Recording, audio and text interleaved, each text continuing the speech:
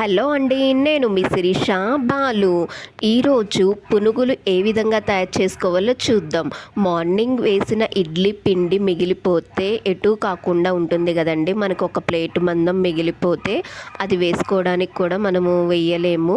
So వాటితో పాటు మెత్తగా పునుగులు చేసుకోవడానికి ఈవినింగ్ టైంలో స్నాక్స్గా యూజ్ అవుతుంది. ఇలా కొంత ఇడ్లీ పిండి మిగిలిన దాంట్లో కరివేపాకు, ఉల్లిపాయ, జీలకర్రను వేసి కలబెట్టండి. అండ్ దీనికి పిండి కొంచెం మైదా పిండిని యూజ్ చేయండి. మీకు ఇష్టమైతే గోధుమ పిండిని కూడా యాడ్ చేయొచ్చు. సో మైదాతో అయితే కొంచెం మెత్తగా ఉంటున్నాయి పునుగులు. కొంచెం సరిపడా ఉప్పు వేసి కలబెట్టండి.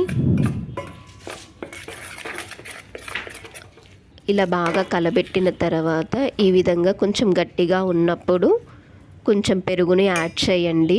పునుగులు మనకి మెత్తగా రావాలంటే పెరుగు ఖచ్చితంగా యూజ్ చేయాలి.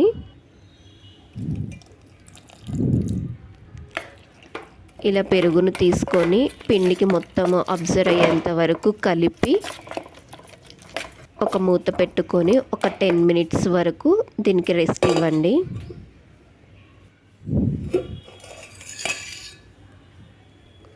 10 మినిట్స్ తర్వాత ఈ విధంగా ఉంటుంది. పెరుగు మొత్తం అబ్జర్వ్ చేసుకుంది. సో ఒక కళాయి పెట్టుకొని ఆయిల్ వేసి ఆయిల్ హీట్ అయిన తర్వాత కొంచెం కొంచెంగా పిండి తీసుకొని పునుగుల్లాగా వేయండి.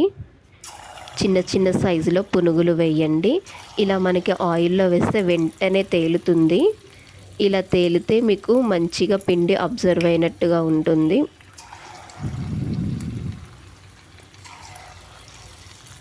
ఇలా ఒకటి తర్వాత ఒకటి పునుగుల్లాగా వేయండి.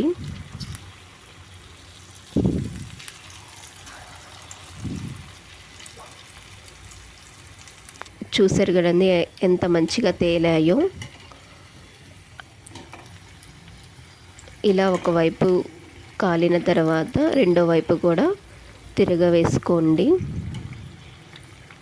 ఇలా గోల్డెన్ కలర్ వచ్చేంత వరకు ఉంచి ఒక బౌల్లోకి తీసుకోండి.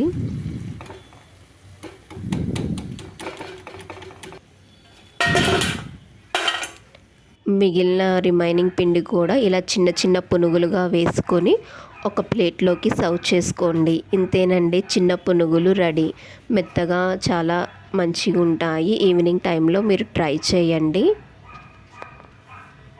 Thanks for watching. Like, share, subscribe.